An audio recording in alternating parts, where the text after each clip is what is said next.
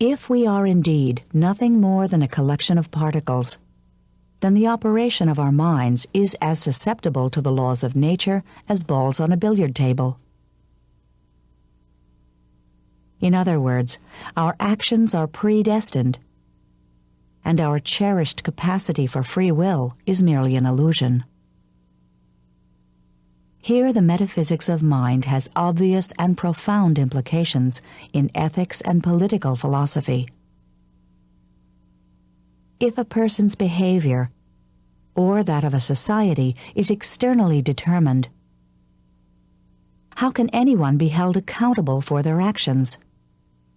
If a human being is just a sort of snarl in the fabric of cause and effect, then how can it observe the world? How can it engage the world? How can it turn the knobs? How can it be independent or autonomous?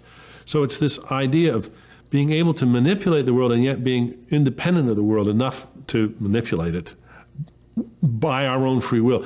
That is a fundamental idea that we have about freedom. And it leads directly to an impossible vision, the idea of the self or the ego or the agent as this sort of dimensionless point which is the source of free decision and free action. And again, it's the same idea of everything coming together at a point. We look at I raise my arm. Well, what made my arm go up? Well, my muscles contracting. What made my muscles contract? Well, the motor nerves made my muscles contract. What made my motor nerves fire? Well, up here in the premotor strip, some more activity. Well, what made that happen? And we go back, upstream, and it seems as if we have to come to this Cartesian point where we have found the source of the decision to raise my arm. And if, on that passage, all we come to is just more causes and more effects leading back to, my childhood or before my birth, then it seems that we walk through the whole story and we never find the agent, we never find the free agent.